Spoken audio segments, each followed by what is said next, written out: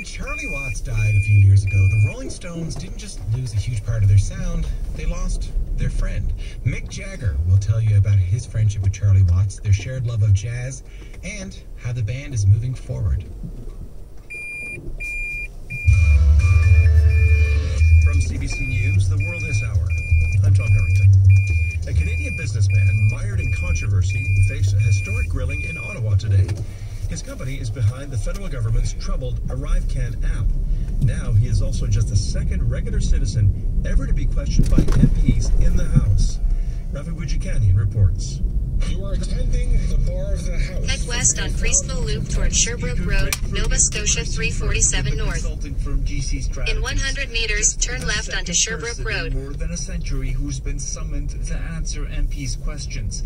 This one from Conservative Michael Baird. Has the government asked Mr. Firth to repay the money? No, they have not. In February, the Auditor General found a GC may have been paid around $20 million. Turn left onto Sherbrooke Road, Nova Scotia 347 North. The number Firth disputed as a witness at Parliamentary Committee, but citing an RCMP investigation, he did not answer many questions. That got him summoned to Parliament.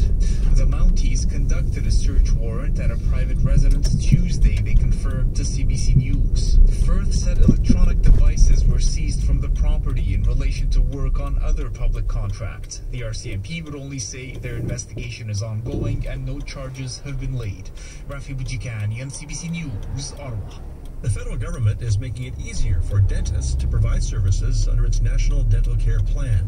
It delivers care to people who do not have dental insurance. But many dentists have been reluctant to participate. In 300 meters, turn left onto Walkerville Road. Says they can now bill insurers directly for their work. What we've created is a very simple process of working. Turn left onto Walkerville Road. Plans will work. They will use the same computer program that they use for the private system. They put in the claim, and over 90% of the cases have been paid in less than 2 days. Holland also says dental professionals Continue on Walkerville Road for 1.5 kilometers. to join the program. Ottawa says more than 1.7 million Canadians have been approved for coverage, but many have had trouble finding a dentist to treat them. Police in Ontario say they made arrests in what they call the largest gold robbery in Canadian history.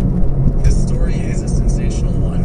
And Peel Police Chief Nishan Dariappa announced the results of a case dubbed Project 24 Carat. 1 year ago today, thieves took off with nearly $24 million in gold and cash from Toronto's Pearson Airport. They allegedly used a phony waybill to get access to the cargo. The investigation included U.S. authorities. Eric Degree is with the Bureau of Alcohol, Tobacco, and Firearms. This case started last September with a late-night traffic stop by the Pennsylvania State Police after a keen trooper noted some minor motor vehicle violations.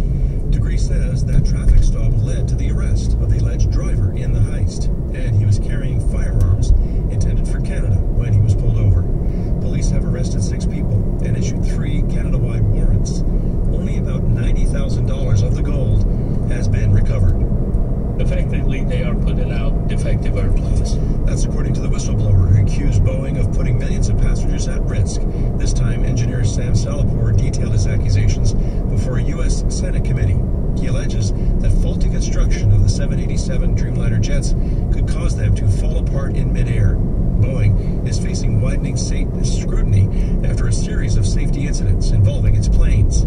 The company strongly denies the accusations and says it is cooperating with federal aviation authorities. The U.S. House of Representatives will vote on bills, including one providing assistance to Ukraine and In other 300 countries. meters, turn right onto East River Call Road. for more than $60 billion for Ukraine, $26 billion for Israel, and $8 billion for Taiwan. The vote is scheduled for Saturday, but its outcome is uncertain.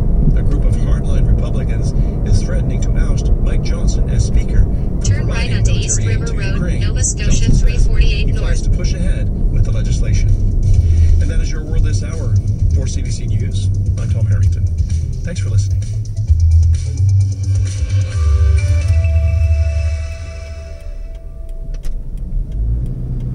Hey there, I'm CBC meteorologist Ryan Snodden with your latest forecast for mainland Nova Scotia. For tonight, partly cloudy with a chance for isolated showers this evening in central and eastern areas. Northerly winds 10 to 20, gusting 30 to 40 with lows tonight of 1 to 4.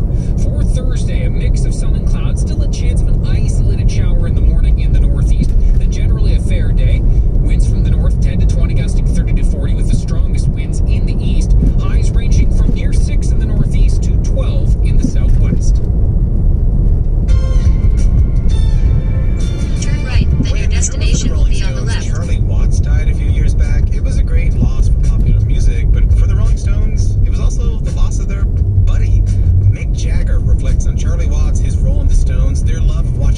destination is on the left. Charlie still showed up on their new record that's coming up. Plus, imagine you're a stunt performer and you're afraid of heights. That's the life of Fred Wynn Kahn, who's been doing stunts, martial arts, living as a monk in a temple, and it has all led to his new role in the hit HBO show, The Sympathizer. The Vietnamese-Canadian actor and martial artist will be here, and I gotta tell you, he has some pretty amazing stories. That's coming up. I'm Tom Power.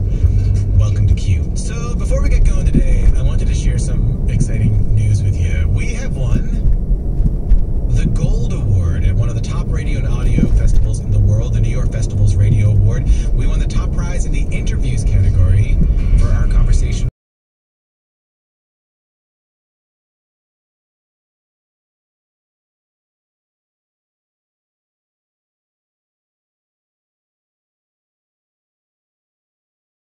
It would be a good day to re-air this conversation if you missed it the first time, and I gotta tell you, it was cool. I mean, Mick Jagger, right? Career that spans over 60 years. He's won pretty much every award possible. He's one of the most recognizable voices in music history, one of the most recognizable people in the world, and as I always say, more meaningful than that is the Rolling Stones have soundtracked some of the best nights of a lot of people's lives.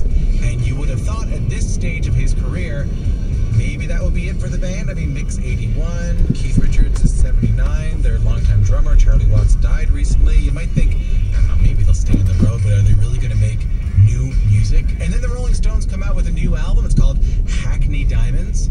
So what did we do here on Q? We flew to London. We posted up in a hotel to talk to Mick Jagger. Listen, I was a little on edge at the time because Mick Jagger doesn't do a lot of interviews, not as many as you'd think. Anyway, I remember going, like 1964 on, I read all of the interviews he's ever done in one flight. So it's not a whole lot, right?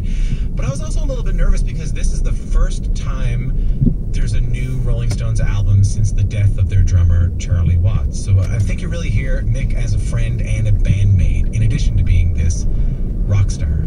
Anyway, in honor of this award that we're very honored to receive, here's that conversation with Mick Jagger. Mick Jagger. Tom. How are you? Good. Thanks for being here, man. This is cool. Pleasure to be here. I love the new record. Thank you. How are you feeling? How are you feeling putting this thing out? Well, good. I mean, it's quite a long time since we finished it now because I finished mixing in beginning of March. So, you know, I was very up. That was really up, and then I've had to sort of put it on the back burner because it takes so long to make the vinyl. Yeah. And but yeah, I'm very excited about it. So I'm back into it, listening to it again and stuff. And yeah, made pretty quickly. Yeah. Yeah. Just like about 3-4 weeks, most of it. And then I mixed it remotely with Andy in the mixer. Yeah. Sorban. That was fun. We had 3 locations. I was in the Caribbean, Andy was in LA, Sorban was in North Carolina. Jeez. So yeah, but that's how you do it. But I've done that before. But if you have fast internet, you can do that. So you're all live. You're mixing live. She's very different than how we used to be making records, you know? Like, I heard someone talk about Django Reinhardt's record one time, and they said back then making a record was like going to the moon or something like that. You know? And now you can do it over the internet, for God's sake. Yeah, but I mean, in a way, we made the record just like Django Reinhardt made his record in a way where this record was made all in a room with the musicians in the room. You know, so we're all in the room, Ronnie, me, Keith and Steve, Matt Clifford. We're all in the room. Not for every track, because not everyone's on every track, but nearly every track we're in the room just blasting it out, and you know, and afterwards you go through the takes and say, oh, this is a good take, this is a good, I'll leave that one, and then you work on your overdubs, and that's pretty much, you know, how you make a rock record, you know. I was gonna say, I mean, there's not a lot of records made like that anymore.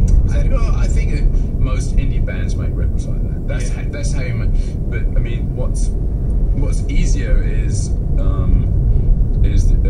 after you've chosen the takes and doing the overdubs and everything, and the editing and stuff is just so much easier now than it used to be. Yeah, there's no tape. There's no tape. Well, it hasn't been taped for ages. Yeah. Not for 25 years. Yeah. Haven't used tape. We used tape actually on this album. We used tape for Rolling Stone Blues. Oh, we recorded that on tape. For fun or just for fun, kind of go vibe, you know. Yeah. It's just Keith and me, so we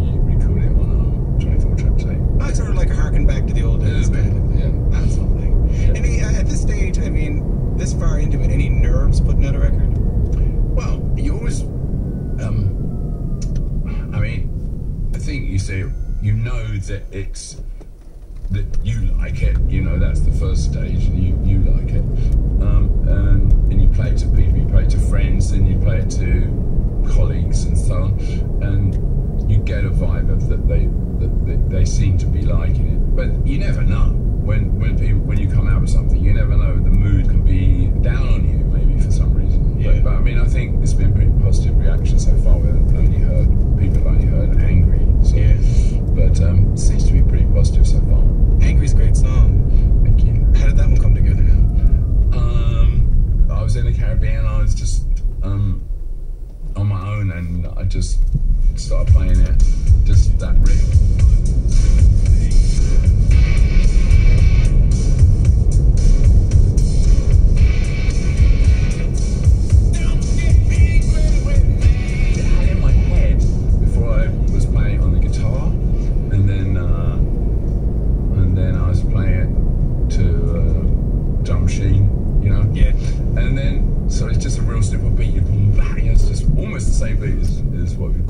Steve plays it obviously more interesting than the machine does. Yeah, right. But it's the same idea, and then brought it to Keith and I when Jamaica